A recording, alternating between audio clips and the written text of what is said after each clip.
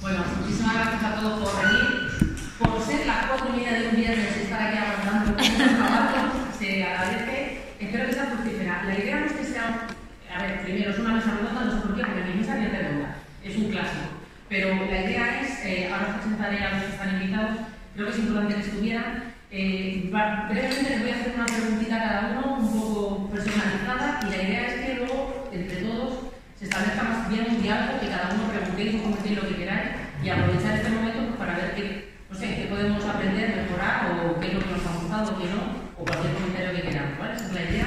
Y una vez que acabemos esto, por favor, el que quiera que levante la mano, que pregunte, que haga, se trata de hablar y de hablar, ¿vale? Os lo voy presentando, me tengo que quitar las gafas para leer, porque si no, no puedo, y prefiero leerlo antes que equivocarme en lo que es cada uno. Yo lo conozco, pero mejor. Bueno, empezamos por Pedro Miguel, conocido otro, subteniente del Ejército de Tierra, que está bien, ¿verdad? Sí. Bien. Es diplomado en Defensa Nuclear, Radiológica, Biológica y Química, el NRBQ, del que hablaba esta mañana. Está destinado a la oficina técnica del Grupo de Intervención en Emergencias Tecnológicas y Medioambientales de la Unidad Militar de Emergencias, el izquierdo del que hemos estado hablando. Su trabajo principal en la erupción de La Palma fue de jefe del núcleo NBQ, que es el grupo que se encargaba de las mediciones de gases, tomas de muestras de lava y monitorización a distancia de las nubes tóxicas, como bien nos ha contado esta mañana. Lo repito por si acaso hay alguno que no sabéis o alguien que nos está viendo online que no lo sabe. ¿Vale? Y además asesoraba al mando militar de la UME en el uso de los medios de medición de gases. Su trabajo en la oficina técnica a diario, en la actualidad, es el de asesorar al jefe del grupo de intervención en emergencias tecnológicas y medioambientales, y está ubicado por completo en Madrid, no vale una junta hasta ahora, ¿vale? Y se dedica en exclusiva a las emergencias tecnológicas y medioambientales. Pero yo sigo, luego les pregunto y así sabéis ya quiénes son todos, ¿vale? A su derecha está Montse Román Casamartina, que es la jefa del Servicio de Protección Civil y Atención de Emergencias del Gobierno de Canarias. Seguramente muchos la conocéis por numerosas entrevistas y el papel que ha tenido en la erupción. Es criminóloga especializada en prevención y seguridad pública de emergencias y es también experta en gestión y coordinación de emergencias.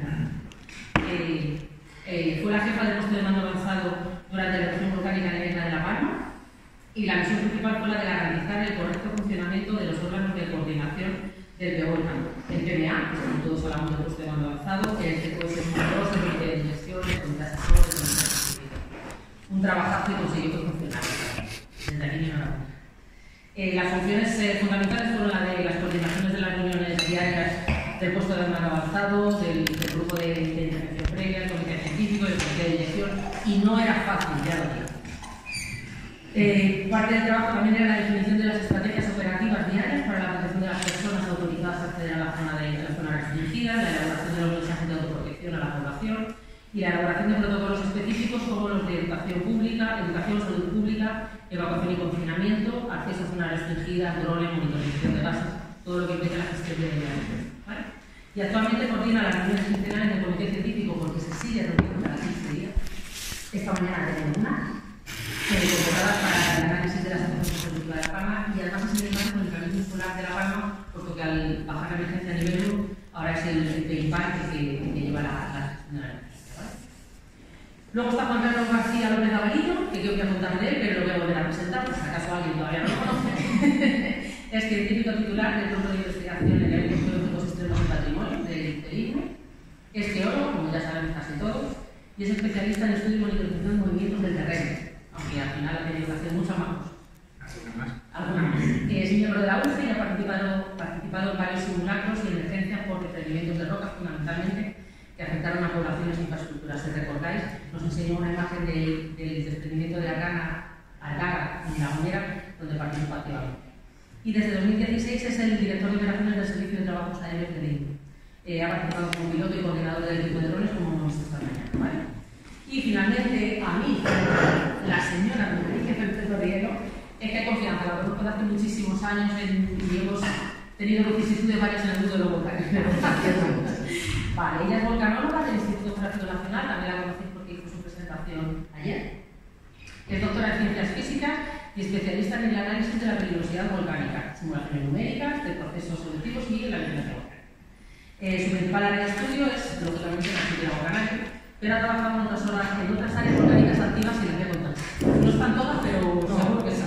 Isla de Decepción en la Antártida, el Lascar en Chile, Etna en Italia, Isla de São Miguel en Azores, Colima en México o La Garrocha, que también es zona volcánica, ¿vale? Participó en la vigilancia volcánica y el seguimiento de las dos últimas erupciones que ha habido en Canarias. Yo creo que la única de aquí estuvo en las dos, en la del Hierro en Tauro en 2011 y ahora en la erupción de La Palma. Bueno, ya les voy a dejar de hablar. Mi idea ahora, me vuelvo a poner las gafas.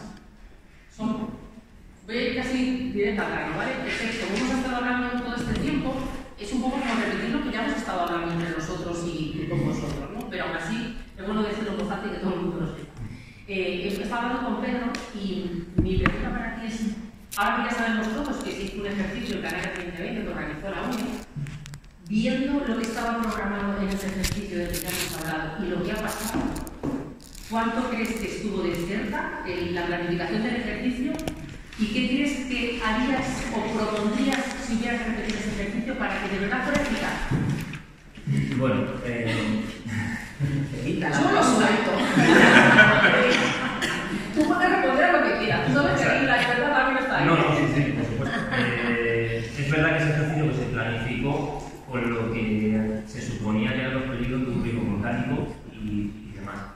En ese ejercicio lo que primero se quiere entrenar es cuando hay una emergencia, cómo escala desde el nivel 0, 1, 2 y se convierte en interés nacional, porque en ese momento hay una figura que es el director operativo de emergencia, pasaría a ser el teniente general de la ONU en las emergencias de interés nacional. Entonces, digamos que es el ejercicio del teniente general.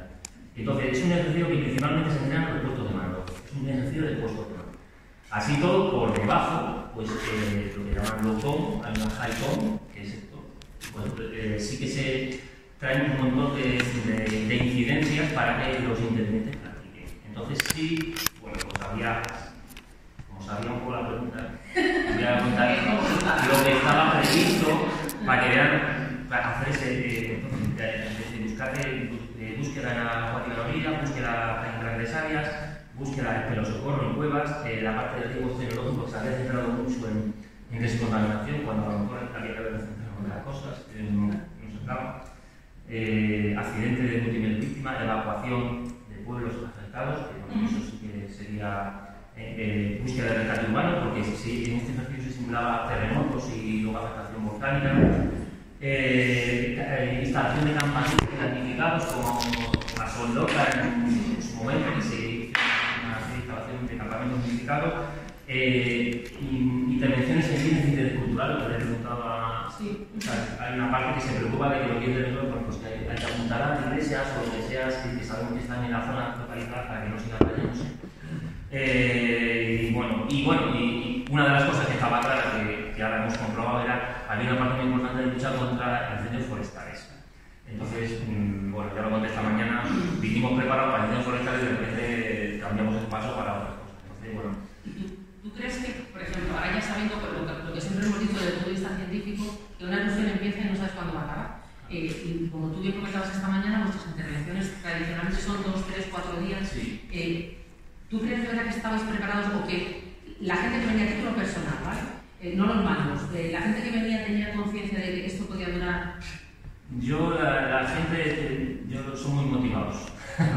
Resumiendo. O sea, yo tengo una gente que es que hay que pagarlos todo el rato, son súper motivados. A ellos eso no les afectó. Como UME sí que sé que tuvimos problemas, sino que cambiaron la mentalidad para emergencias de 3 días a emergencias de repente de larga duración. Eso nos ha ayudado también mucho la pandemia, porque las ha hecho cambiar mucho a una emergencia lo digo siempre, las emergencias forestales al tercer día casi siempre desactivaban y aquí la pandemia duró meses y esto pues también ha durado meses. Entonces eso le cambió organizativamente, ha sido un reto logístico que nos ha echado, también lo digo, lo cuento hasta mañana, un mes para después de adelante porque tenemos para el ejército de aire. Ellos han volcado en los aviones, siempre que han podido modificar rutas, lo que ha hecho falta para traer a los relevos de la gente, de los equipos, llevar y traer. Claro, aquí no con ventaja en esa cuestión, pero cada uno que es España, es decir, esto siempre lo digo, no es solo la ONU, pero bueno, entonces ahí ha sido un reto, y se aprendió muchísimo en ese tipo de gestión de emergencias de larga duración. Que por otro lado, por ejemplo, en riesgos tecnológicos, en una central nuclear no se supone que van a ser emergencias cortas. En una petroquímica o en un gran incendio tampoco suelen ser emergencias cortas, vamos 7-10 días o incluso más, de fuego, grandes fuegos. No una fuga. Entonces al final pues está bien porque nosotros en las emergencias hay una que es la probabilidad y otra que es la las tecnológicas las clasificamos como las más peligrosas. No son las más probables, pero son las más peligrosas. Entonces, pero bueno, es muy parecido a lo que pasa con el riesgo volcánico. Es el proceso menos probable que ocurra en Canarias, pero cuando ha ocurrido, quiero decir, lo más probable es que haya un incendio, una inundación, es lo más habitual, para lo que la gente está preparada, pero llega una cuestión y te destroza todos los... Y evidentemente ha sido un reto también en la parte de los que nos dedicamos a la RBQ, porque ha habido que utilizar, que ayer fue famoso, una serie de equipos para otra cosa que no están diseñados y para intentar ofrecer información. Con ella hemos estado intercambiando, pues como ella tuve aquella reunión que le contaba de los índices de toxicidad, un poco, y lo que nosotros nos veíamos en los detectores, que no era exactamente lo mismo, pero bueno, era lo que teníamos, pues vamos a intentar utilizarlo para que llegar a un acuerdo y que la cosa, que tomen las decisiones que tienen un marrón gordo, pues pudieran tomarlas con criterios. Yo creo que sería nada más implementar todo lo que se ha aprendido en las siguientes revisiones de Wolfgang, que ahorita que dejo el guante de que le toca. Vale, vamos a gracias. Mons, todo contigo. Mons ha tenido una larga y gran experiencia en otras intervenciones en emergencia de otro tipo. Sé que te tocó en los enlaces de los SABE y los atentados de Barcelona, hace ya unos años. Y ahora te ha tocado esta que no tiene nada que ver, es diferente. Y esta, además de que es muy diferente, te ha tocado lidiar con científicos. ¿Cómo ha sido la experiencia? Siéntete libre de decirlo, que casi todos los científicos no pasa nada, se te quiere y la pena. Pero entiendo que es una situación diferente a otros ámbitos en los que la gestión de la emergencia lo tiene mucho más claro, ¿no? ¿Cómo ha sido esa experiencia y qué cambiarías y qué volverías a hacer? Yo no tenía una pregunta. No, ya comencé, os iba a preguntar en alguno de los vuestros. O sea que... Sí, se te pregunta la sabía Pedro. Es que porque hemos estado hablando, ¿verdad? Es que vamos a pedir. Bueno, pues yo primero tengo que decir que de todos los planes de protección civil de ámbito autonómico que conozco, de diferentes riesgos naturales, tecnológicos, antrópicos, realmente todos tienen una estructura muy similar, unos órganos de dirección, unos órganos de coordinación, unos grupos de acción, pero este es verdad que es el plan que está mejor asesorado, que conozco, porque realmente tiene un comité científico que está permanentemente en contacto con la dirección del plan y proporcionándole una información diaria y muy detallada del proceso, de lo que se espera del proceso, porque todas estas informaciones lo que hacen si no es respaldar al final las decisiones de protección civil que se tienen que tomar, que son cosas diferentes y que viene bien también decirlo porque, bueno, es verdad que en esta emergencia a veces no ha quedado tan claro, pero yo personalmente creo que una cosa es la información del comité científico que asesora y da una información y luego ya los órganos de dirección son los que con esa información tienen que tomar decisiones y que muchas veces pues hay incertidumbres, hay escenarios que no sabemos de qué probabilidad se pueden dar, pero en teoría somos expertos en estas situaciones, entonces, bueno, son órganos diferentes. Eso me gustaría dejarlo claro porque a veces es verdad que se ha implicado mucho al comité científico, pero no es el comité científico quien tiene que tomar las decisiones ni de evacuar, ni de confinar, ni seguramente de decidir el color del semáforo volcánico. Es que además ha sido una discusión que ha surgido a lo largo de estos días. Pero es verdad que está bien que nos rematemos tanto los científicos desde la parte científica como quien tiene que llevar la gestión de la emergencia, porque sí que es verdad que había mucha confusión y la sigue habiendo en los medios. Se sigue diciendo los científicos tenéis los gestores tenéis que cada uno tiene que hacer el papel que tiene y me encanta que lo hayas dicho. Bien, entonces la seguridad de tener pues, un comité científico de alguna forma a disposición de la dirección del plan, que es realmente un privilegio en otros planes de protección civil, pues no tenemos realmente esta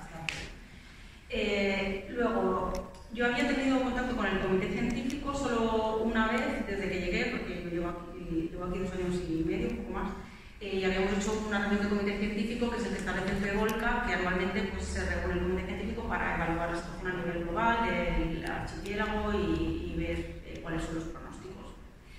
Y es verdad que en esa reunión, bueno, pues me pareció densa, me pareció también no somos expertas en la materia, es complicada esta materia al final.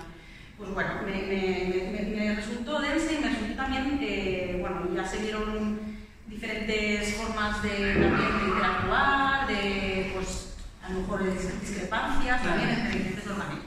Eso fue ese día. Yo ya no había tenido más contacto hasta que realmente lo convocamos de urgencia la noche del 12 al 13 de septiembre, que me llamaron Carmen y María José, que convocamos al comité científico. Yo lo que sí puedo decir de todos los días que se reunió el comité científico, que durante la elección fueron más de 100 reuniones del comité científico. Todos los días se terminó la reunión del comité científico con un informe consensuado por parte de todas las administraciones, organismos y comunidad científica que forman parte de este comité científico. Entonces yo creo que eso hay que ponerlo en valor, teniendo en cuenta que muchas veces pues hay puntos de vista diferentes, o incluso teniendo en cuenta también la experiencia que habíamos tenido en el comité científico en la otra erupción volcánica en el Níger. Yo creo que esta parte es positiva y yo creo que hay que ponerla en valor.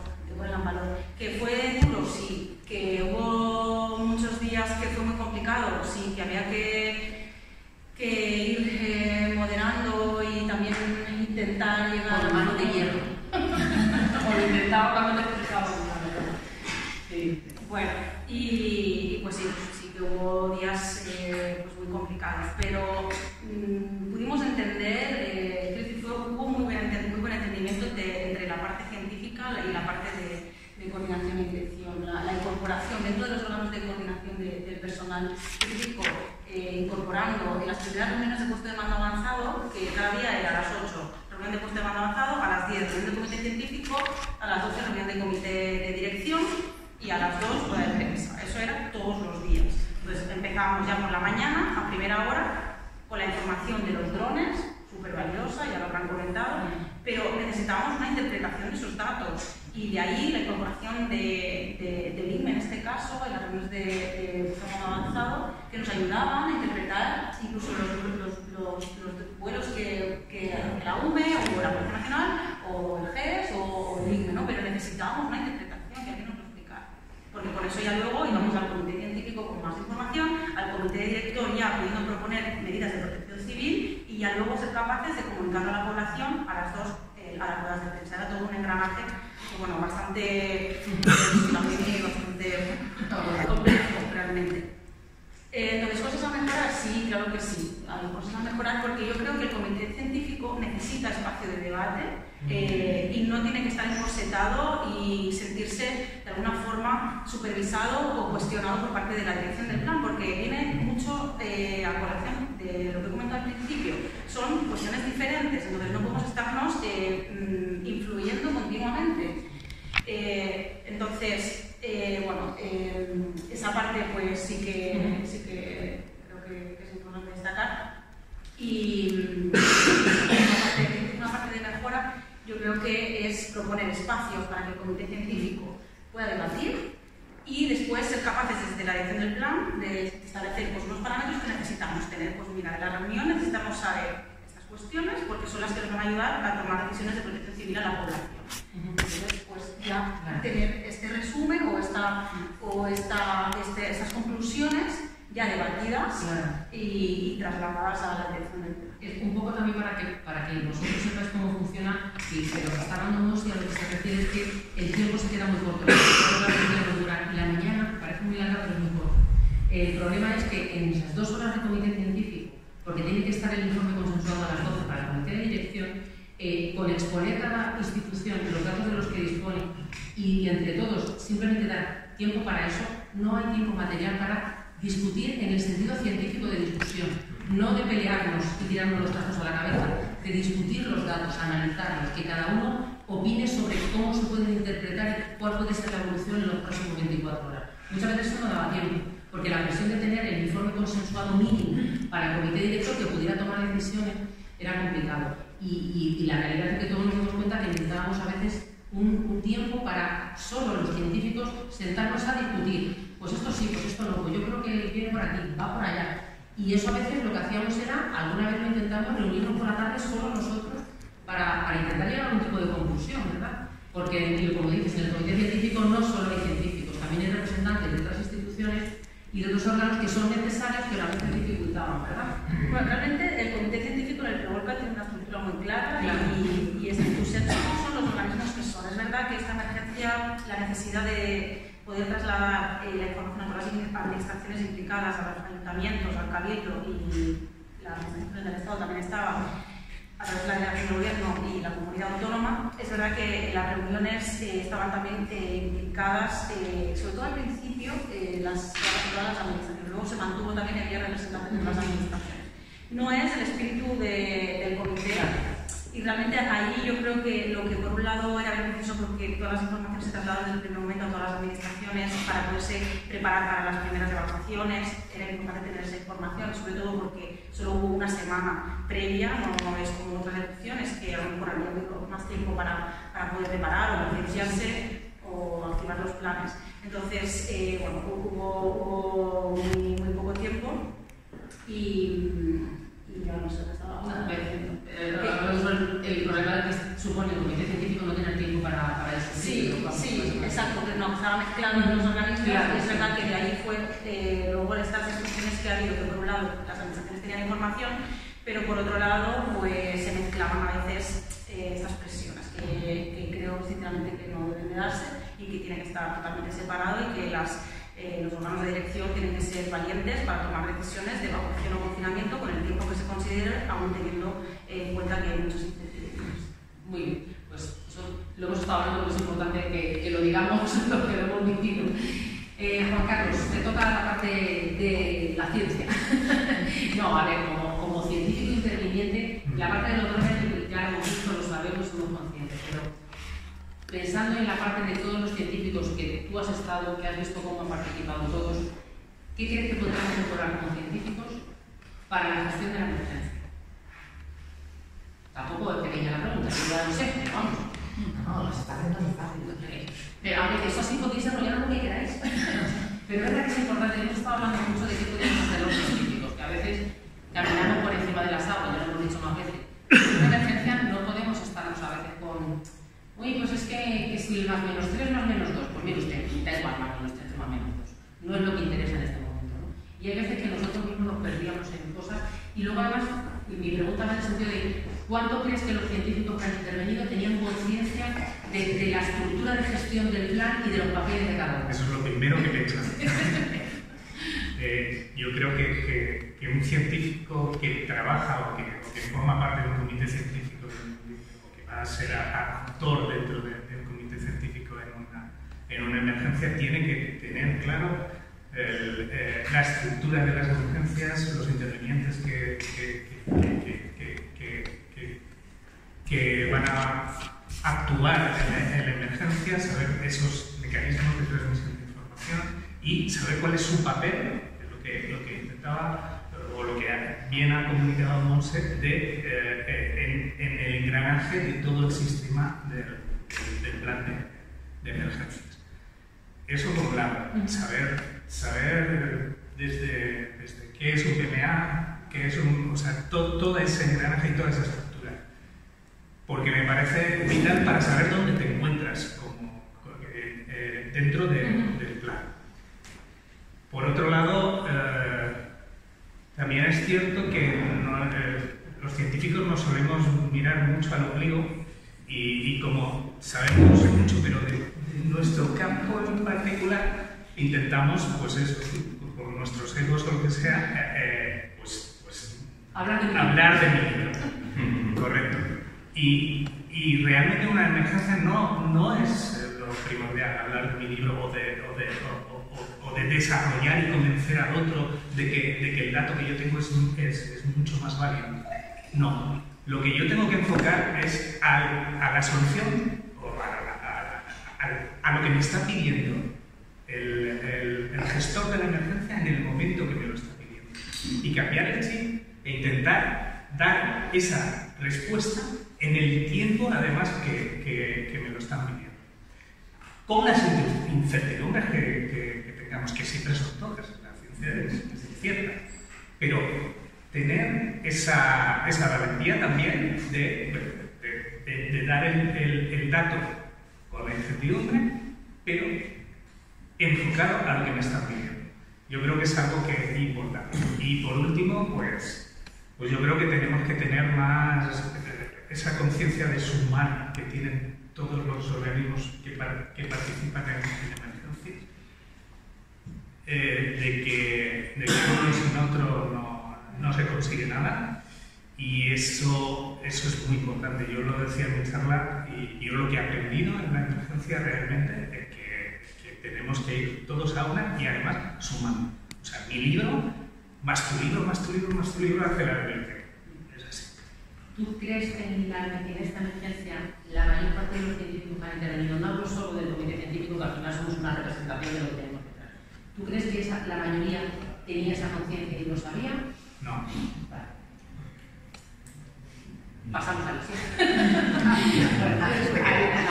Alicia, es que Alicia estuvo en la de Hierro y ha estado en esta. Ha sido parte del IGN, Instituto Geográfico Nacional, hay un papel fundamental. Sin los datos del IGN no se hubieran podido saber muchísimas cosas, empezando por dar la alerta de que algo estaba sucediendo, convocar el comité científico y ponernos en marcha.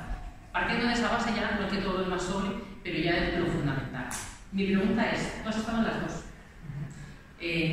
Sabemos casi todos que la erupción hubo muchísimos problemas y afortunadamente la erupción fue lo que fue, quedó donde fue. Quiero decir, el volcán no llegó a salir, hubo una evacuación preventiva en la zona de la Castica y no hubo mayor problema. Los daños fueron económicos por el cierre y demás, algo inevitable. Pero no hubo daños personales como lo ha sucedido en La Palma, ¿no? Y en esta ha sido una cuestión completamente distinta. ¿Qué has aprendido? Ya sé que has aprendido muchas cosas, pero ¿cuánto sirvió de la del Hierro para esta y cuánto crees que ha influido lo que pasó en el Hierro en que esta gestión o esta evolución haya sido mejor por parte de los organismos implicados? Infinito. A ver, solo tenemos dos erupciones monitorizadas instrumentalmente. Y tener una erupción monitorizada, tener instrumentos para monitorizar un sistema volcánico, lo que te permite es anticiparte a todo y poder interpretar. Si hubiéramos estado en la erupción de Leguía, pues hubiéramos sentido unos días antes los terremotos sentidos y poco más, y ya sale la erupción. Entonces, la erupción de Hierro ha representado para la comunidad volcanológica española el primer ensayo de volcanología moderna, por decirlo de alguna manera. Vigilancia volcánica, pronósticos, pero era muy difícil. No olvidemos que tenemos muy pocas opciones en este país, unos pocos espacios para practicar y para aprender. En ese sentido, Hierro fue una lección, a ver, qué adjetivo pongo, podríamos decir cómoda, muy adaptada, muy amable para nosotros.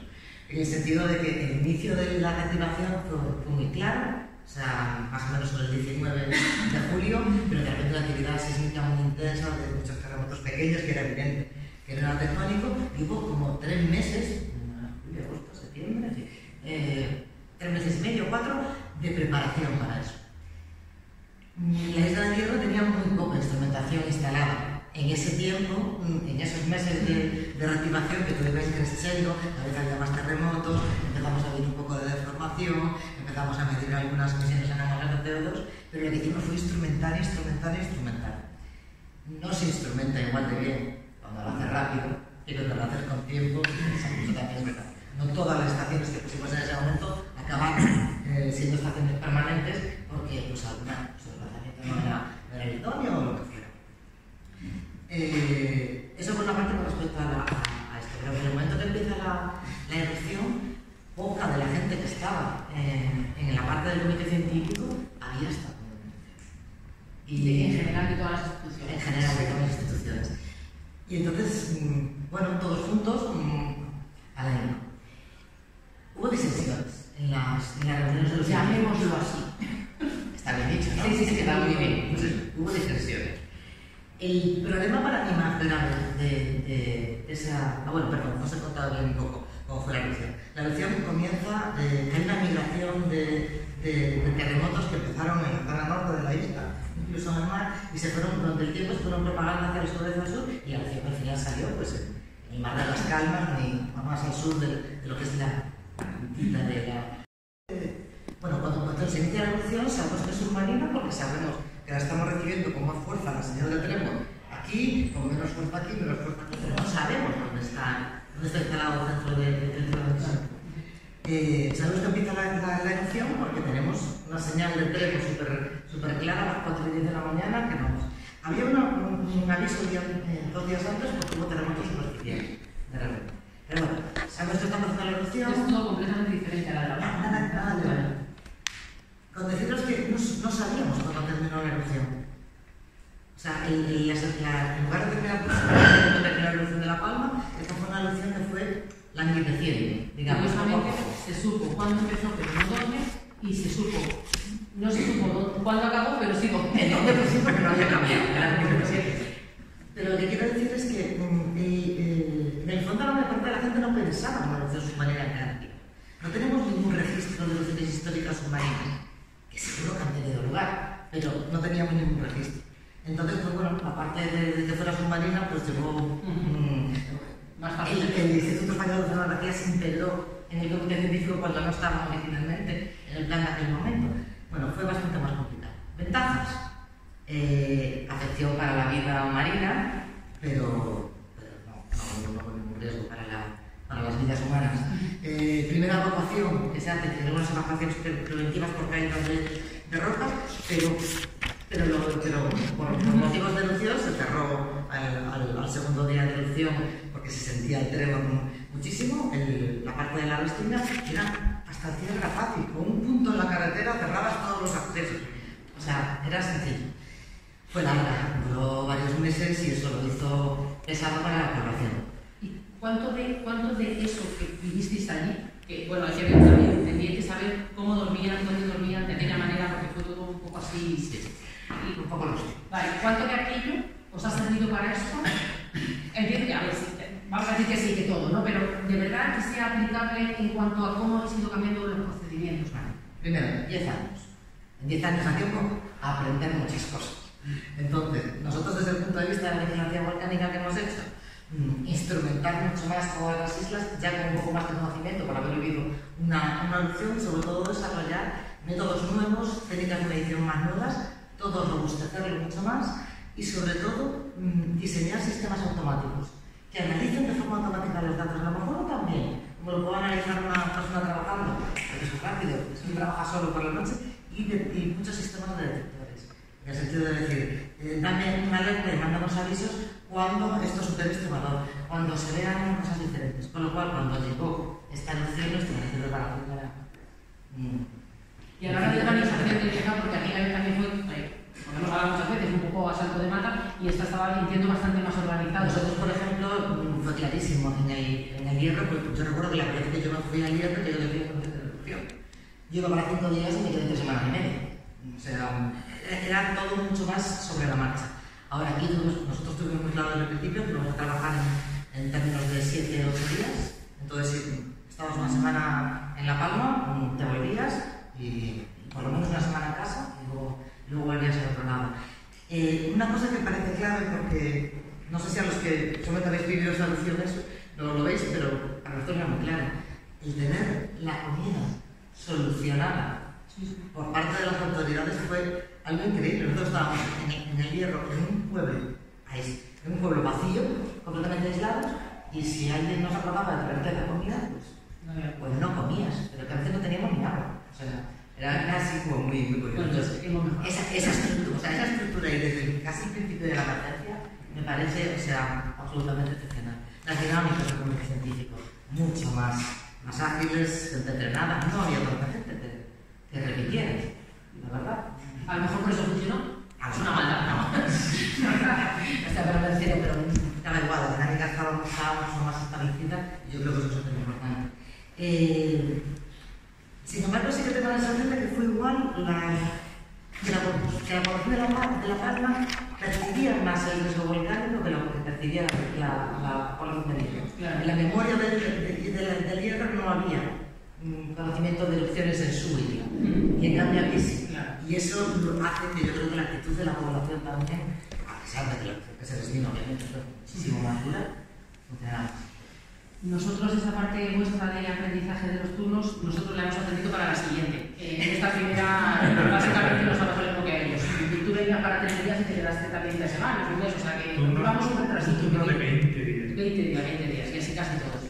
En fin, bueno, mi ronda de preguntas básicamente era esto un poco para abrir el debate. Yo lo que quiero ahora es que vosotros preguntéis, habléis, comentéis para cualquiera de nosotros o para cualquiera de los otros compañeros que han estado estos días interviniendo. La mesa, yo me gustaría que hubieran estado aquí todos, no cabemos todos, lo mejor era tener una representación de cada uno, que cada uno pudiera hablar de lo que quisiera. Os invito a vosotros, si queréis decir cualquier cosa que queráis decir, que no hayáis podido decir hasta ahora en otro foro, que por favor preguntéis o digáis lo que queráis. Bueno, sí. Vamos a ver, yo voy a introducir una cuestión que creo que estamos hablando de una catástrofe volcánica, un fenómeno geológico impresionante desde el punto de vista científico, pero desde el punto de vista de protección civil, una catástrofe. Entonces yo quisiera preguntarles, ahora que la verdad que están aquí del IGN, del ISME, también del Gobierno de Canarias, una pregunta clave. Hemos escuchado decir de voces muy autorizadas del IGN que todos los indicadores que nos tenía que dar la naturaleza los había dado, es decir, había una muy alta probabilidad de erupción volcánica ese domingo por la mañana. Alta probabilidad, supongo que ustedes podrán poner un porcentaje, pero en meteorología se dan aviso naranja con un 40% de probabilidades. Entonces la pregunta es, ¿por qué si existían clarísimos indicadores de una erupción, ya sé que la palabra inminente tiene un valor jurídico en el plan, pero bueno, ha habido también ahí ciertas correcciones extrañas, pero ¿por qué si existía eso no se evacuó a la población? Desde el punto de vista de la protección civil, mi modesta opinión es que un plan de protección civil, un plan que permite que se produzca una erupción volcánica con la población en sus casas, es un problema. Entonces yo les pido por favor que aborden esta cuestión. Sé que es complicada, sé que les estoy haciendo una pregunta difícil, pero es la gran pregunta, porque en Tenerife estamos viendo, el que ponga el mapa de sismo en los últimos 90 días se dará cuenta de las señales que nos está dando la naturaleza. ¿Por qué existiendo esos claros indicadores? Se han dicho que en horas, el IGN consideraba que era en horas lo que podría pasar, eso lo ha dicho Carmen López. Bueno,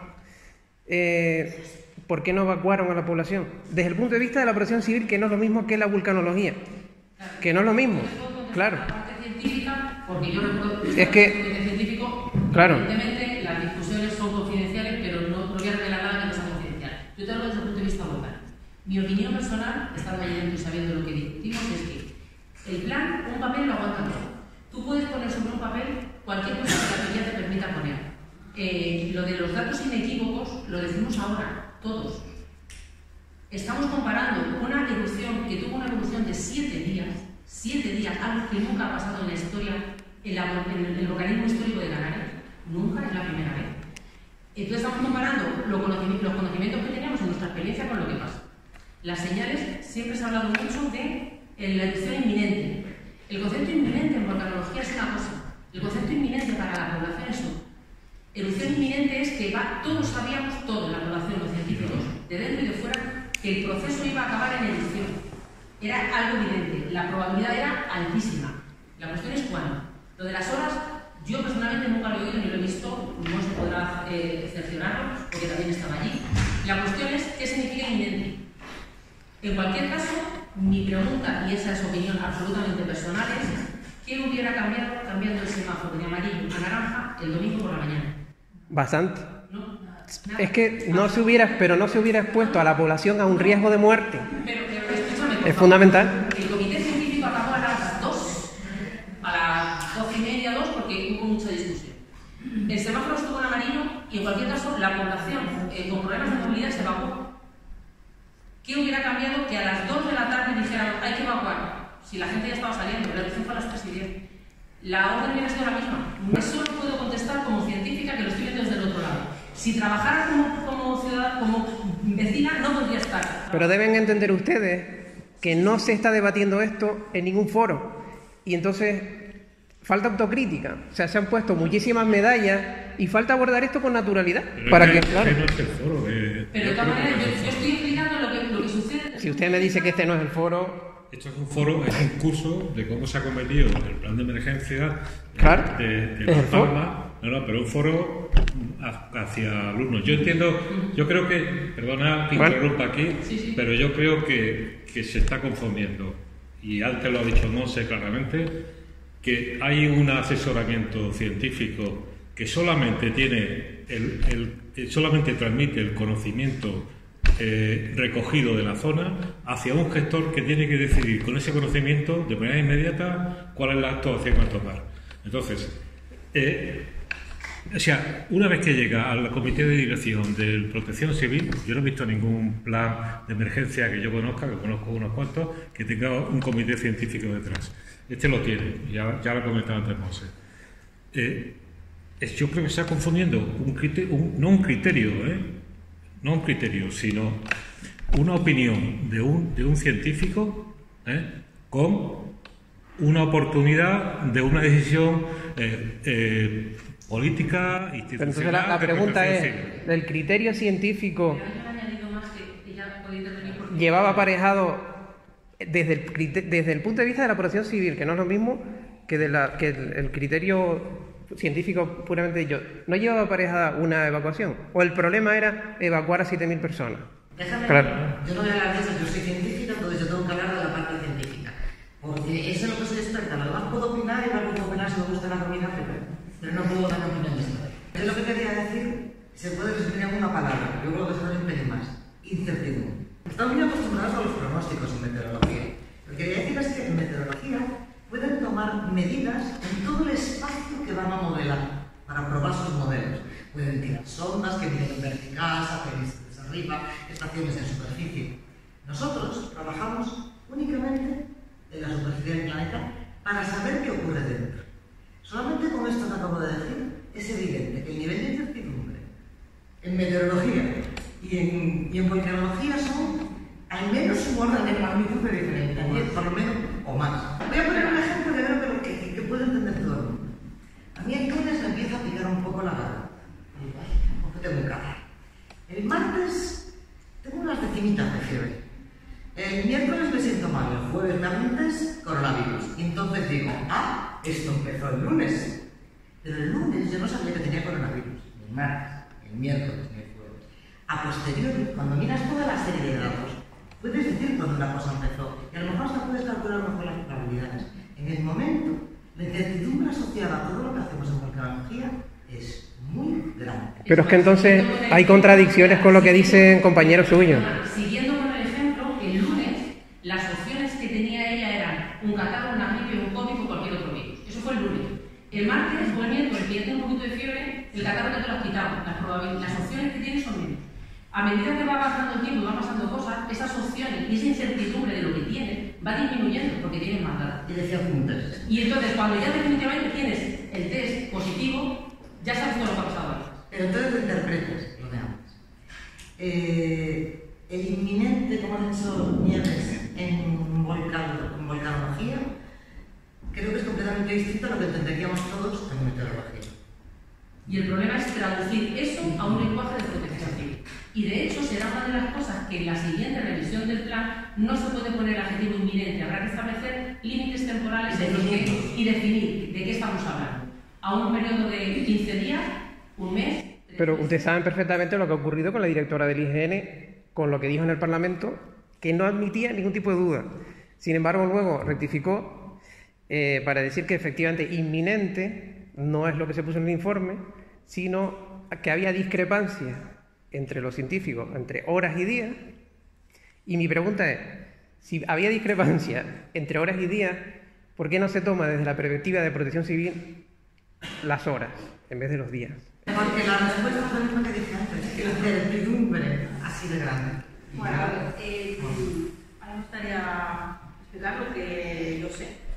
Y he tenido que revisarme todas las grabaciones. Ustedes saben que estas reuniones están grabadas. Estoy profundamente tranquila de que esas grabaciones estén grabadas. Por eso yo creo que ya se dicen bastantes cosas. Yo también he participado en la Comisión de Investigación del Parlamento. También pues estuvimos explicando los puntos de mejora, sobre todo, que tenemos que ahora tomar nota para mejorar este plan, ¿no? Volví a ver las reuniones del comité científico de esa semana, que realmente pues, no fueron tantas, porque fue una semana solo. Y es verdad que hasta el día, o sea, lo primero, los informes del comité científico que antes comenté que fueron consensuados todos los días, se consensuaron por parte de todas las partes, todos los organismos, toda la comunidad científica. Todos los días ese informe estaba consensuado. Eso no quiere decir que en el debate interno de los organismos o de las comunidades científicas tuvieran internamente un debate, pues quizá más concreto, o más, no sé cómo decirlo porque no soy científica, ¿no? Pero con datos diferentes o con un lenguaje diferente, eso no lo sé, puede ser perfectamente. Pero lo que se trasladó hasta el último, al menos hasta el sábado, fíjense, la preocupación era por los sismos. La preocupación que teníamos principalmente era de evacuar a zonas que estaban cerca de acantilados, que por los sismos pues, podíamos tener derrumbes que, cuidado con este riesgo, que personalmente a mí me llegó a preocupar mucho más, que con eso no quiero ahora desviar el tema, ni tampoco no darle la cara, porque luego terminaré y daré también mi opinión. Y disculpen mi tono, porque yo me imagino que también en el comité igual esos días se exaltaban un poco y es normal, pero bueno. No, pero está bien, esto es el debate. Sí. Esto es como si fuera un comité científico. Ahora esto parece un comité científico. Exacto, el simulacro muy bueno. Entonces, había teníamos esa preocupación y yo personalmente la tuve durante la erupción, también sobre todo cuando tuvimos esos sismos de magnitud 5 en Lorca, pues ya saben, eran también sismos de magnitud 5, lo único que fueron mucho más superficiales, y los que tuvimos de 5 no fueron tan superficiales, tampoco muy profundos.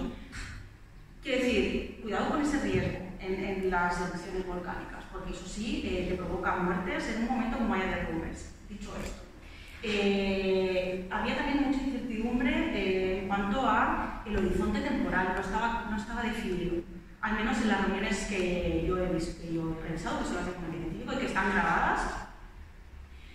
Es decir, los informes que salieron del comité científico, que son los que son públicos, han reflejado siempre el debate de todas esas reuniones. Entonces, eso es hasta el día anterior. Es verdad que el domingo,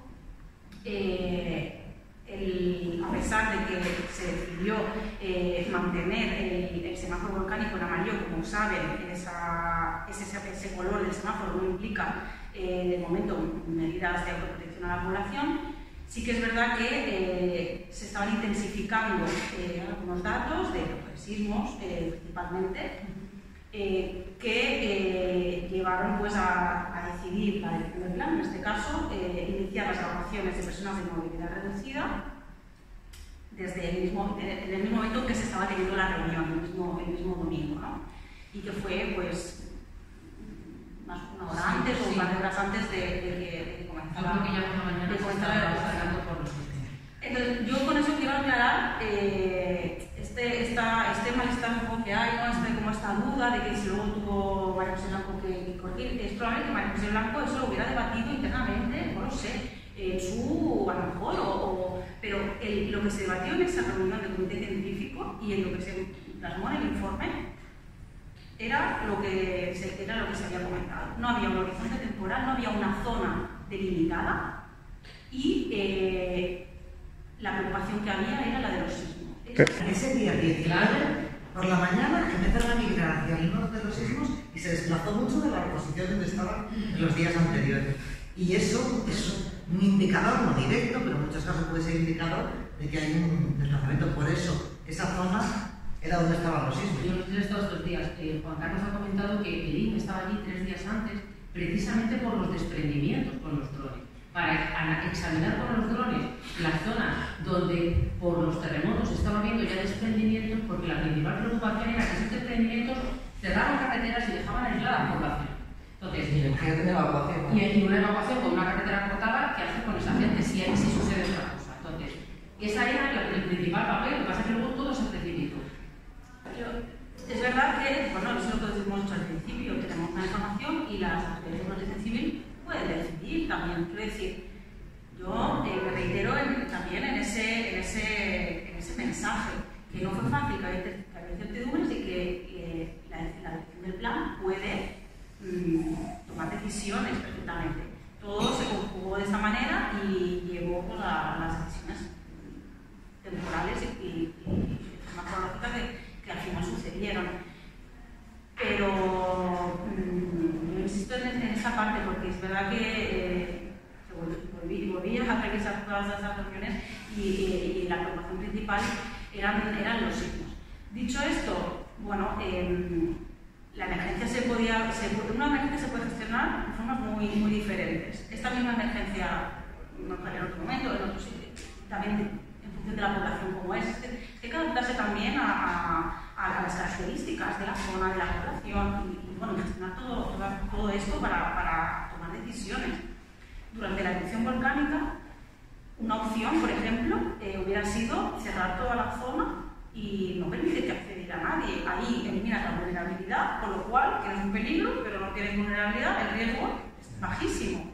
Aún así, se hicieron, yo creo que la gestión ya durante la erupción, tengo que decir, y no lo digo como algo positivo en cuanto a que nos supuso unos esfuerzos muy altos de estar pensando en la seguridad de las personas, fue valiente, fue una gestión valiente en cuanto a que se permitió el máximo posible acceso a las personas para intentar minimizar el impacto en las actividades económicas, también en las personas que puedan acceder a sus viviendas y acompañarlas de forma segura, teniendo en cuenta que también había gases, etc. Eso ya durante la erupción. Pero, bueno, dicho esto, me gustaría, a pesar de que hemos dado los datos que hay, quedarse con la idea de que hay que diferenciar la parte científica de la de las decisiones. Es que incluso se puede disociar, si me apuro muchísimo. Y después de esa experiencia, si se diera la misma situación en Tenerife, que perfectamente se puede dar en los próximos años, en zona habitada,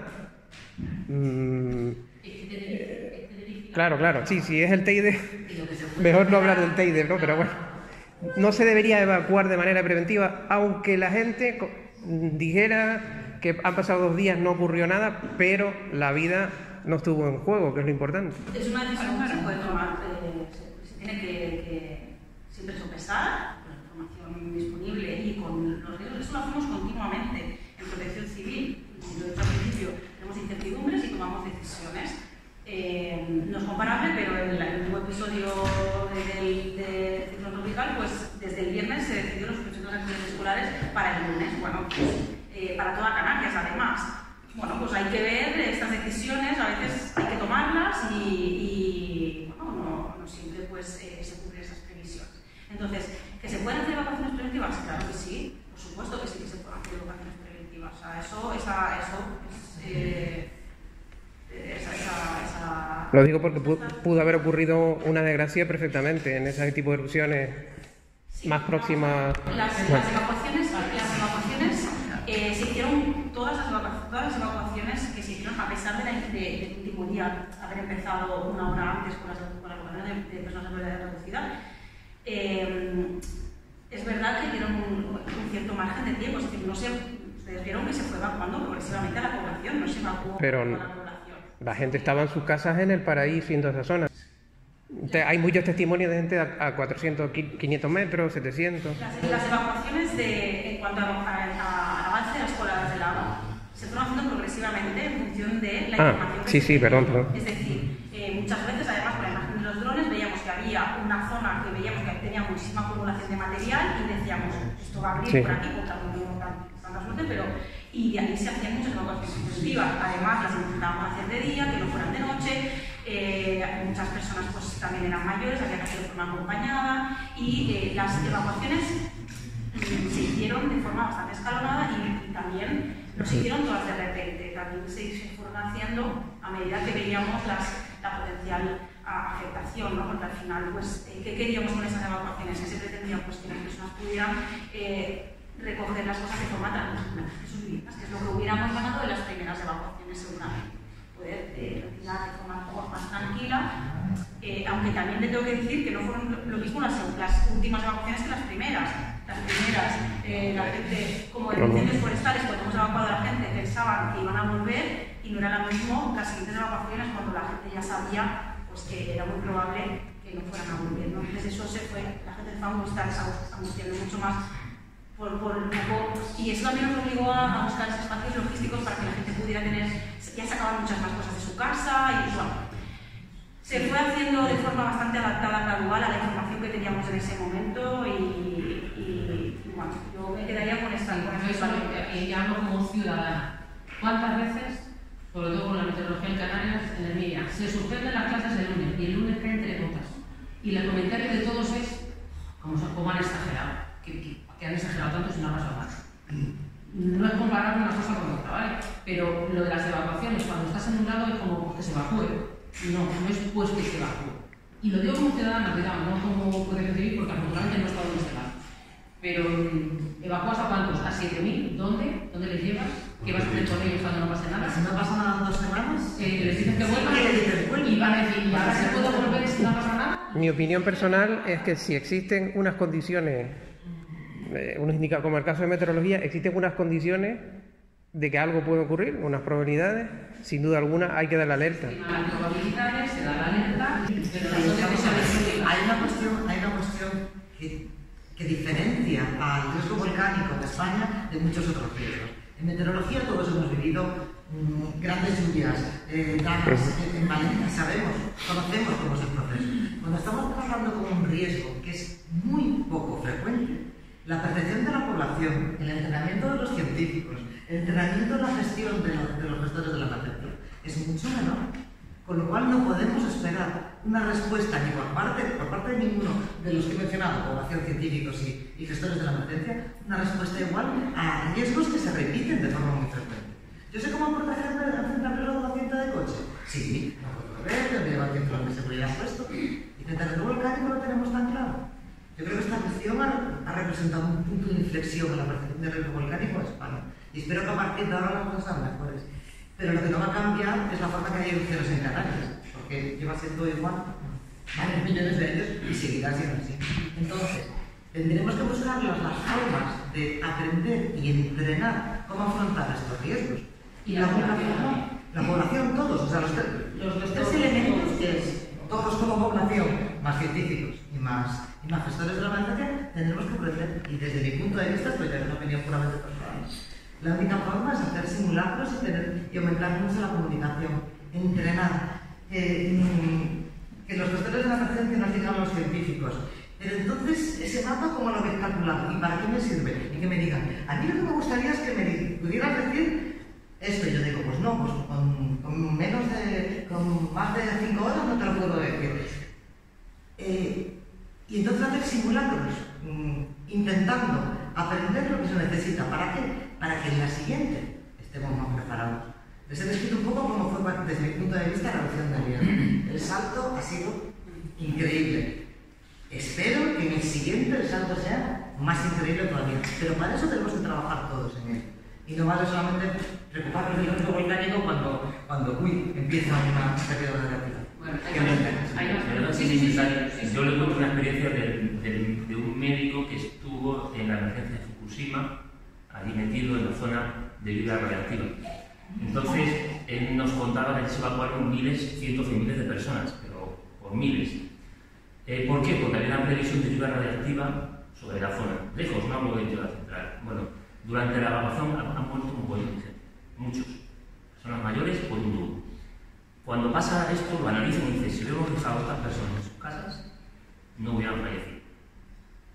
Tal cual lo dijo, esto es una experiencia tal cual lo hago. O sea, claro, se analiza después. Que analizó en ese momento el riesgo, dijo, que aquí va a haber una lluvia radiactiva X, tanto, eso también se puede calcular, ahí como todo, ¿no? Pero luego se ve que si hay una persona con 80 y pico años, 90 años, que su esperanza de vida son 10, imaginemos, pues, y fallece porque hay gente que lo mueve, claro, hay que mover a mucha gente en unas condiciones que no son las ideales. Falleció muchísima gente en el traslado, mucha gente, no lo ve. Y entonces el médico decía, claro, pues, se tomó la decisión por parte de la dirección de la emergencia, el comité científico allí diría, no, va a haber esta ayuda, pero es un poco lo contrario, ¿no? Tomar una decisión y tener unas consecuencias que luego te das cuenta de que si no lo hubieras tomado no hubiera pasado eso y esa lluvia no hubiera sido tan grave. Bueno, es una experiencia, lo contaba un médico de allí, simplemente un poco para... Sí, además interesante. Rosa, no, yo quería contar el ejemplo de la erupción abortada de las Azores este año también, de La Palma.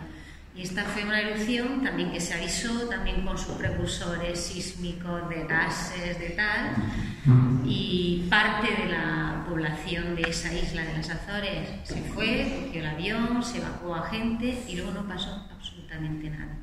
Te lo digo porque ahora una de mis compañeras que trabaja en el Servicio Geológico Portugués dice pues que ahora las autoridades tienen el problema contrario, que porque las asustaron tanto, que se han gastado el dinero en salir de la isla, que tuvieron que estar no sé cuántas horas en el aeropuerto y tienen el conflicto al contrario que lo que usted está planteando. Pero además, Rosa, quiero decir una cosa, que la credibilidad. Exacto, y pierde la credibilidad. Cuanto más seguro quieras estar, más te alejas del pronóstico certero.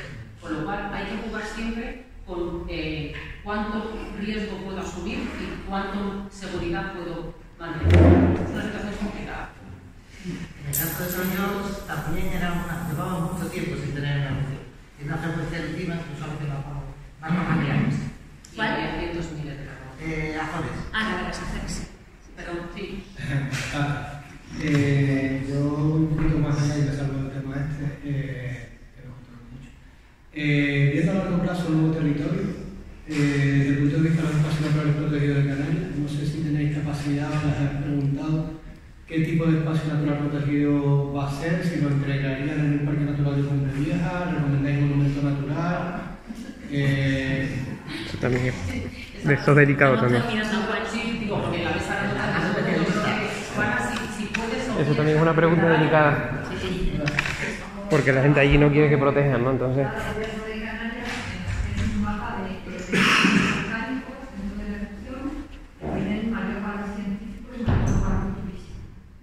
Ese mapa, la de Canarias, que hace una integración de todos los datos que tienen, de todos los riesgos, nuevas erupciones, temperaturas, análisis más morfológico, todo eso, de qué zonas, y el gobierno de Canarias se va a indicar qué zonas se protegen, y bajo qué figura de protección, pues porque sabes que hay muchas figuras de protección desde Parque Nacional a espacio, a paisaje protegido, pues hay toda una categoría de espacios que pueden proteger. Y eso tiene las competencias a día de hoy el gobierno de Canarias. Nosotros estamos trabajando solamente decidir por método científico también, porque justo el concepto y ahora es toda una metodología de valoración y un montón de criterios que esta mañana podemos extenderme, no tenemos un tiempo muy limitado. Una metodología que calcula cuál es el valor científico y el valor turístico de estos sitios, la fragilidad que tienen, el estado de conservación, y con todo eso se ofrecen mapas y luego pasa un poco como lo que decís, la emergencia. Una cosa es que los científicos, cada uno en su ámbito va a ir, pero luego será el gobierno de Canarias el que identifica. Y a partir de eso, una vez que se defina qué espacios se protegen, de eso depende del resto de la organización territorial. También, a pesar de las prisas que tenemos todos, la realidad es la que es. Mucha de la superficie que se va a destinar a la agricultura, de las mismas hectáreas que se perdieron, se van a devolver a la agricultura. La situación real es que no se puede desobligar en terrenos que pasan los 40 grados de temperatura porque no hay plantación que lo soporte. Entonces, no va a ser tan fácil.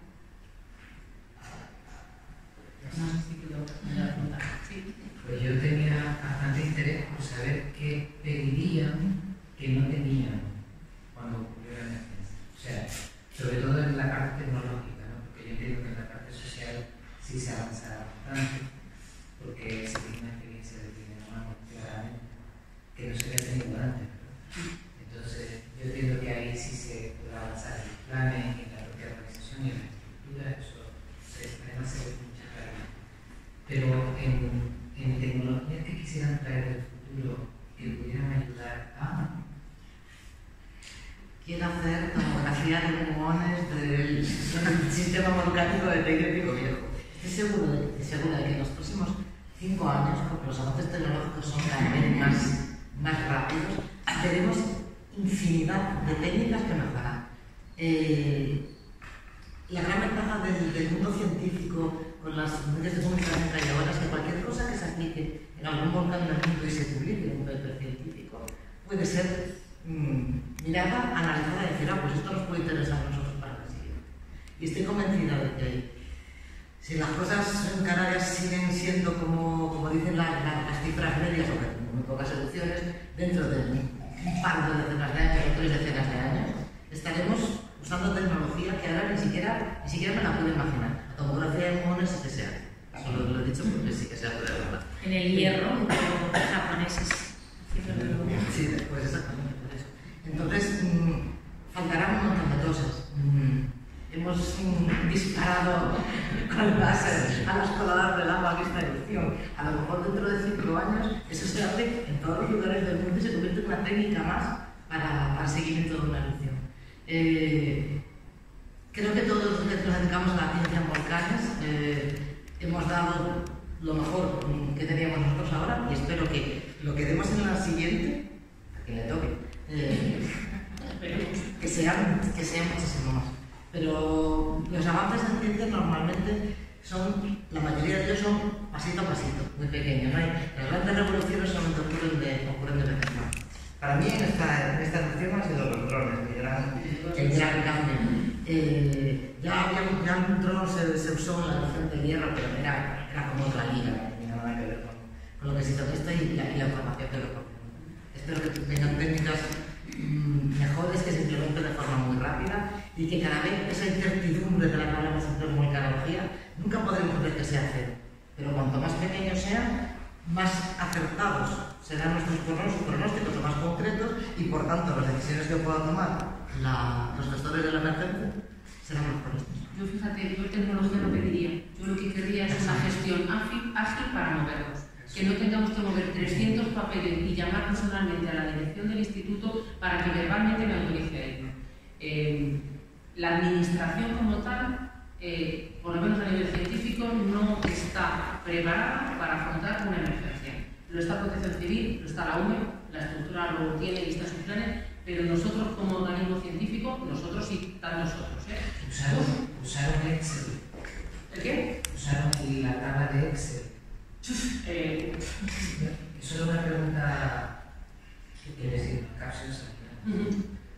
Simplemente durante la gestión se usa normalmente sistemas como este, de un Excel y empezar a contar cosas en una tabla y demás. Yo sí. Y bastante y también más complejo. Quiero decir, pero no me pasa, pero cuando te digo eso, yo tenía mi plan de quiénes venían, cuándo entraban, cuándo salían, qué necesitaban. Pero eso explica tu necesidad. Pero en este nivel no tenemos, porque el este me permitía a mí ser ágil, pero mis superiores no es que no quisieran, es que no tienen herramientas administrativas para hacerlo. Lo contó nuestra directora el otro día. O sea, con el este no lo podemos manejar, ¿no? Porque nuestra intervención era de 30 personas, la UME no puede manejarse con una hoja este, por ejemplo. Pero no es un problema de la hoja este. Necesitamos más gestión de datos, porque claro. ¿Qué quiere que gestione la datos? Por ejemplo, en unas mediciones de vehículos ligeros que he enseñado, en el pedir empiezan a sacar hojas de Excel con miles de datos. Lo ideal es que eso acabe, por ejemplo, en un sistema de información geográfico de estos modernos, que o sea, hay una georreferencia por colorines que diga que lo hace en radiológico, es clarísimo como sabe, pero también aquí. O sea, ¿para qué? Para que la dirección de la emergencia no tenga que ver ese 14 sino de una foto y diga, hostia, más rojo, vale, pues aquí hay más concentración, hablo de concentración en general. Pero esta traducción sí que la hicieron. Sí.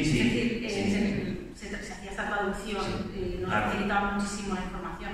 Yo quería decir también que en cuanto a la acreditación de personal científico, y a lo mejor tiene que ver con la pregunta de tema de tecnología, al venir gente también de todas partes del mundo, una de las lecciones aprendidas, y que me olvidé en la primera pregunta, es que hemos desaprovechado toda la información que estuvo generando este centenar de personas que estuvimos acreditando. Es decir, estuvimos acreditando personas científicos de todo el mundo para permitirles acceder, lo que decíamos, hemos intentado ser lo más transparentes posibles y facilitar el acceso a la ciencia a la zona, ¿no? Pero luego no hemos sido capaces, ni por metodología, ni por estructura, de a estas personas sí, te acredito, pero mira, cada día me vas a dar esta información que a mí me va a servir el día siguiente muchísimo para tomar decisiones de protección, y eso no lo hemos hecho.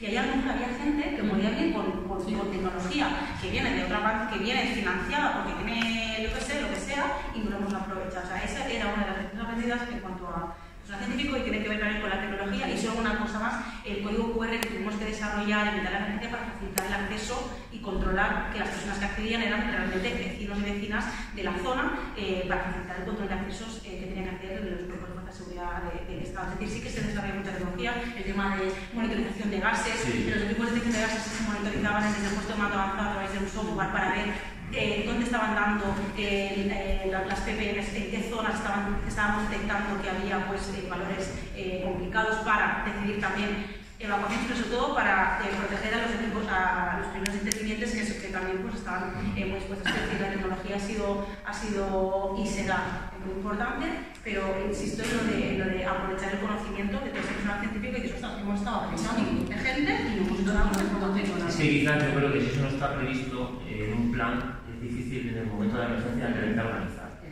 Entonces, si en el plan de alguna manera se puede poner que este conocimiento tenga un cauce, pues cuando venga dice, que por aquí pues va a matar. Porque claro, bastante tiene usted como dirigir aquello como para ponerse a ver si los mones esos, no sé lo que es, pues es la leche o es una tecnología de hace 7 años.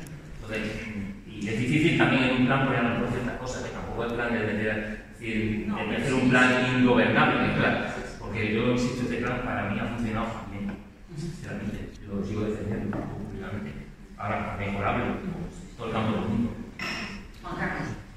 No, de la tecnología, como no para con hablar. Sí, la generación de los productos de Tron ha sido ingente, porque había muchísimas operadoras tomando datos e imágenes. Lo que no había era ni tiempo ni expertos para interpretarlo. O sea, al final el volumen de información ha sido muy grande y necesitamos acotar esa información que sea generada por expertos. Yo pienso que debe haber más Juan Carlos por ahí participando de la gestión de la emergencia, y luego medios para almacenar, organizar y transmitir esos datos. Muchas veces se hacían transmisiones en streaming que no tenían un retorno, nadie las estaba viendo en el eso para mí era sacante. Bueno, eso, una lección que era la primera vez que utilizábamos los drones, por tanto no podíamos preverlo, pero era lo que... Había preguntado a Juana y tú también habías pedido la palabra, Sandy. A mí me gustaría mover el foco cuando has hecho la pregunta esa de qué les pedirías a los científicos que os hace falta para ayudar para las próximas. A mí me gustaría cambiar el foco, y como científica me gustaría saber, quiero porque le pediría a la sociedad, a los políticos y a las fuerzas y cuerpos de seguridad del Estado para la próxima emergencia volcánica. Y se produce algo muy sencillo como es educación ambiental de tipo volcánico. Entiendo que a la población le falta formación, necesita saber el riesgo que vive, necesita saber qué pasa si hay un terremoto, si los terremotos son de baja intensidad o alta intensidad, conocer su territorio, pertenecer, porque cada vez estamos más con el móvil y no reines en los montes que tengo alrededor, no cómo se llama el camino que iba mi abuelo y por el que se salía si se corta la carretera. Y a los políticos y a las personas que trabajan en la emergencia entiendo que igual, tienen que saber si gestionan un territorio volcánico o puede haber otro volcán, cosas básicas sin llegar al grado de conocimiento. Creo que eso disminuiría muchísimo el riesgo en el sentido de la actuación clásica, de exposición, vulnerabilidad, valor que expones, y eso no es tan caro, es muy barato comparado con cualquiera de las otras cosas que se pueden poner ahí, y yo creo que es uno de los grandes retos que tenemos para la próxima. Ahora hablamos mucho de todo, que uno hubiera hecho lo mismo. Nadie puede permitirse hoy en día tener una casa sin seguro. No podemos permitir eso, porque no se incentiva y se educa a la gente en que tiene que tener ese tipo de garantías para uno de sus bienes personales. Eso no lo estoy oyendo en ningún discurso ni en ningún debate de los que se están haciendo. Entiendo que es muy barato comparado con las demás cosas que se están poniendo en la mesa, y disminuiría el riesgo en pérdidas económicas y en pérdidas de personas a años luz de lo que hoy estamos hablando. Ahora que damos un segundito nomás, es que a colación de lo que se dice el año pasado en la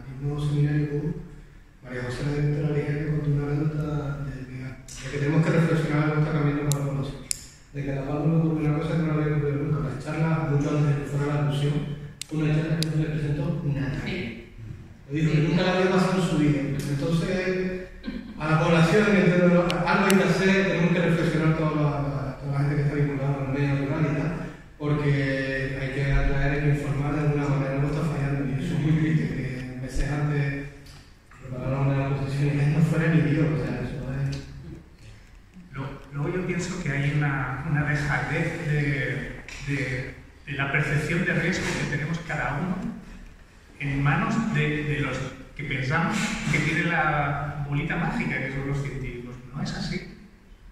O sea, tenemos una desconexión entre científicos y población en general que hace que cada uno no sepamos a dónde podemos llegar cada uno y lo que tenemos que asumir es que como ciudadanos tenemos que tener la percepción del riesgo que existe en el territorio en el que yo vivo y tengo que plantearme qué riesgo tengo que asumir o quiero asumir. Y eso es estudios sociológicos tampoco se están haciendo. Que se confunde, yo creo que informar muchas veces, o son gente interesada con alarmar. Y no, informar no es alarmar, es la realidad. O sea, vivimos en un territorio volcánico y es la realidad. Yo creo que hay que empezar de los colegios, ¿no? Hace unos años, yo llevo 15 años en Canarias y se intentaba siempre hablar con las autoridades de dar charlas, que la gente supiera dónde estaban.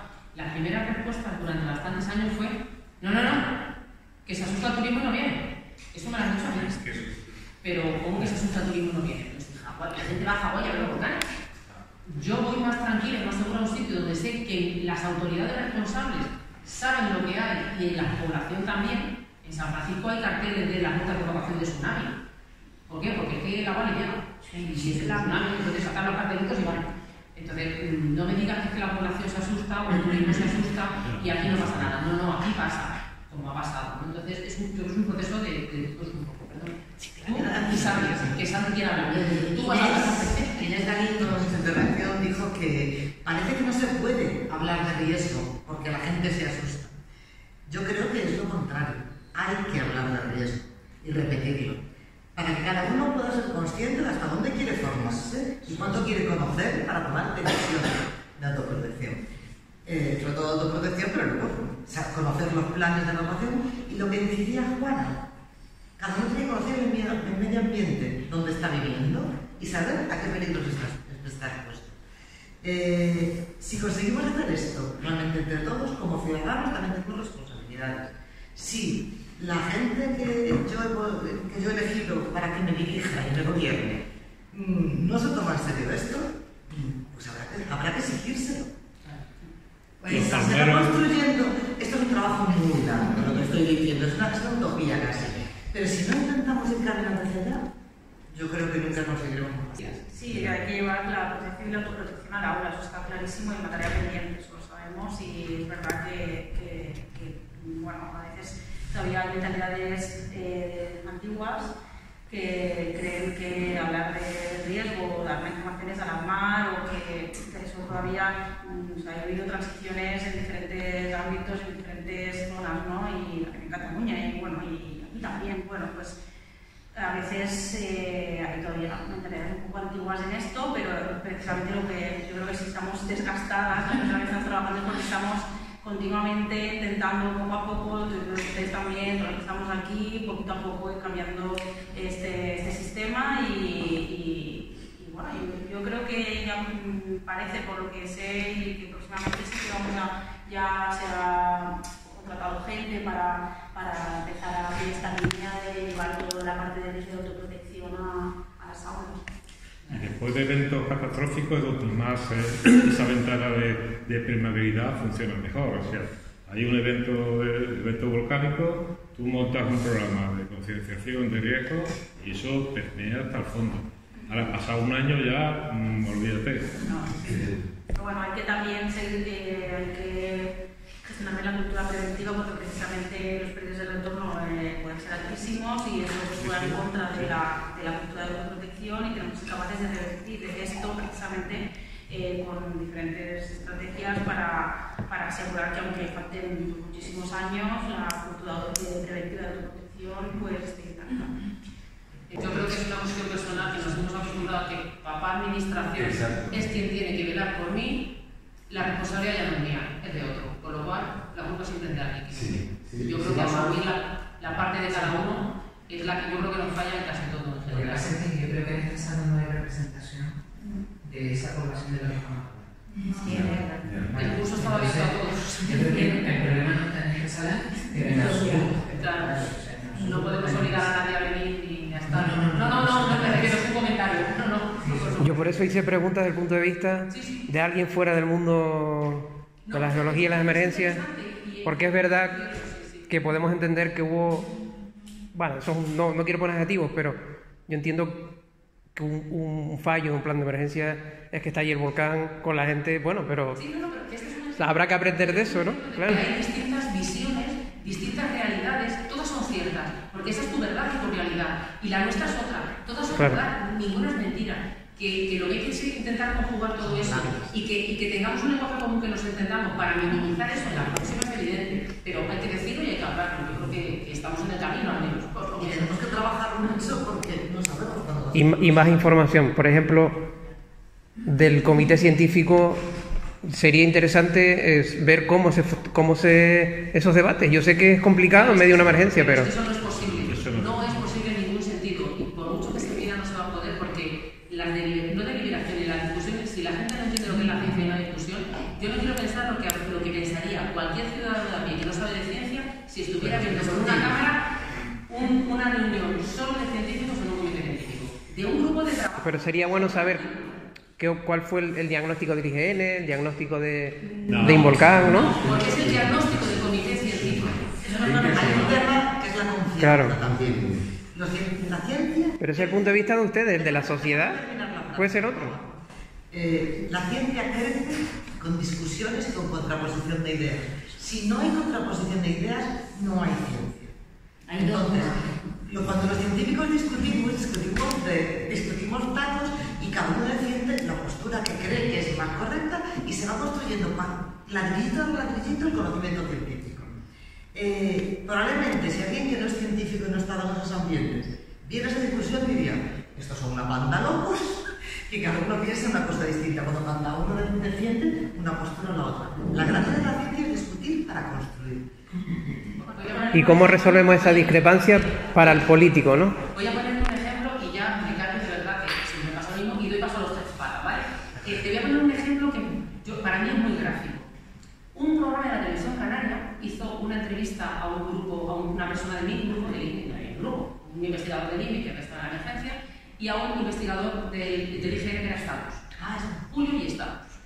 Les dio una entrevista de tantas como hemos intentado dar para transmitir toda la información posible y lo que nosotros sabíamos. Le hacen una entrevista, 3 o 4 preguntas, contesta sin mayor problema sobre José Alonso se acuerda mejor, pues no recuerdo, pues si la profundidad de los terremotos, es que no recuerdo exactamente. Le hacen esa entrevista a mi compañero y se la hacen a Estados, pero ninguno lo sabe. El montaje de esa noche en la televisión fue: de las 3 preguntas, respuesta de Julio, respuesta de Estado. Segunda pregunta, respuesta de Julio, respuesta de Estado. Tercera, igual. El ciudadano que lo ve, y el titular era: los científicos no se ponen de acuerdo, parecía que estábamos a la recta. Científicamente no teníamos ningún problema. En el fondo estábamos todos hablando de lo mismo, pero eran pequeñas interpretaciones que a nivel científico es lo normal, pero para el ciudadano era: si no se pone de acuerdo en esto, no vamos a avanzar. Eso además es una mala praxis periodística, pero es un reflejo de cómo se puede interpretar una discusión científica fuera del entorno científico. Para mí eso fue clarificador, pero vamos. Y la base de datos de Stavros, los datos que tenía Stavros son diferentes a los que tenía. Claro.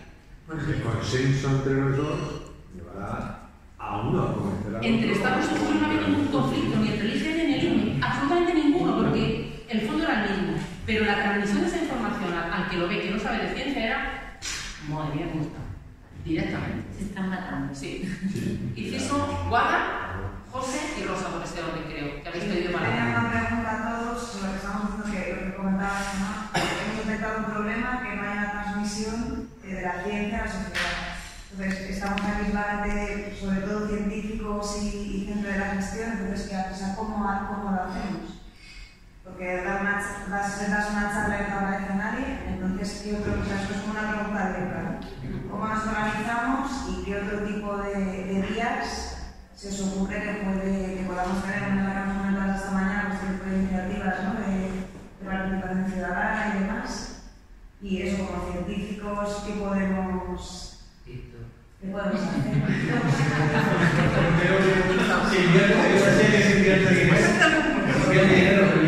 hacer?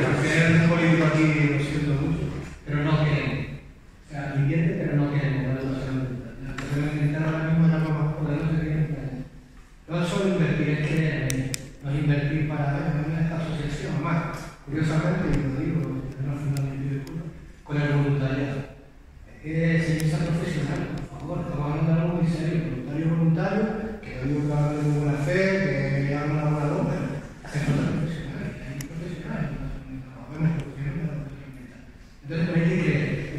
de no aportar dinero, una subvención, y que se cae. Venga, que se cae, la fundación, la JPG. Yo creo que hay que porque es necesario, o sea, es necesario para transmitir lo que ellos están diciendo, es muy necesario. No porque ellos no sepan transmitir, seguramente sí, pero ellos tienen que estar en lo que tienen que estar. Y hace falta una persona en medio que transmita a la sociedad, que dé tranquilidad, que utilice un lenguaje adecuado para que la población no se asuste y lo entienda. No porque, vuelvo a decir, no porque ustedes no lo sepan hacer, sino porque ustedes tienen que estar donde tienen que estar. Y entonces yo creo que ahí tiene que... Yo creo que sí, también vivimos un sistema científico en el que es muy tóxico también, una que se nos evalúa, ahora se está creciendo cada vez más importante la divulgación de todas esas partes y también todos un poco y valorar el trabajo que hace la gente de divulgación, claro que la gente no haya llegado a la máxima objetivo cuando somos científicos públicos, es que nuestra información, nuestra investigación llega a las sociedades a que entonces eso tiene que estar de alguna manera implementados esos planes de tiempos de protección civil, de conocimiento científico, de profesionales, tiene que haber un canal para que llegue a la sociedad. Sí, Rosa, la última pregunta ya más mucho se tiene que ir. Sí, no, me sorprende mucho porque yo en mi carrera profesional creo que hemos hecho más divulgación de la ciencia que en los últimos 20 años. Que en los últimos 20 años ha habido una revolución. Los científicos hemos salido de los laboratorios, hemos ido a las calles, hemos ido a los colegios. No sé, yo, de verdad, yo creo que el problema gordo de esta sociedad es que nos hemos alejado de la naturaleza. Ese es el problema. Nos hemos alejado nosotros, nuestros hijos, el paisaje que tienen nuestros hijos es este y este. Entonces, esa es la raíz del problema. Más dinero para cursos, para divulgación, pues sí que estamos hartos de hacer divulgación todos. Si es que más entrevistas que hemos hecho en los medios de comunicación en este volcán no la ha hecho nadie. Y todo con bastante pedagogía, porque creo que se ha hecho una buena divulgación del proceso. Entonces, yo creo que hay que hacer una reflexión mucho más profunda como sociedad. Estamos alejados de la naturaleza. Y un ejemplo lo tenemos en la crisis sísmica que tuvimos en Granada. Que mira que se habrá repetido en los colegios miles de veces, desde que yo era chica, media, grande, de que cuando hay un terremoto te tienes que meter debajo de la mesa. El año pasado tuvimos una crisis sísmica en Granada y hizo la gente en plena a la calle. Echarse a la calle como loco. Y ahí es cuando se caen las ventanas, cuando se matan. Estamos alejados de la naturaleza. No sabemos cómo funcionan los procesos ni nos interesa. Y estamos convirtiendo la naturaleza en un parque temático. Perdonad que lo diga. Pero yo todas esas pasarelas, todos esos caminitos del rey, todas esas historias, me parecen parques temáticos. Y no sabemos cómo funciona la naturaleza. Ese conocimiento que tenían nuestros abuelos de los procesos naturales ya no lo tenemos. Y esa es la clave del asunto. Yo solo quiero acabar con un mensaje un poco positivo, porque parece que ha estado todo mal. Creo que no. Creo que hay que hacer autocrítica, creo que hay cosas que mejorar, nos habremos equivocado todos seguramente, y creo que estas conversaciones, estas discusiones ayudan a que todos aprendamos a ver qué ve el otro y qué piensa el otro, y para mí eso es lo mejor y lo más positivo de todo. Os agradezco a todos de verdad las preguntas, la interrelación, a la mesa mi profundo agradecimiento por aguantar todo lo que les he tenido que preguntar. Muchas gracias por haber venido.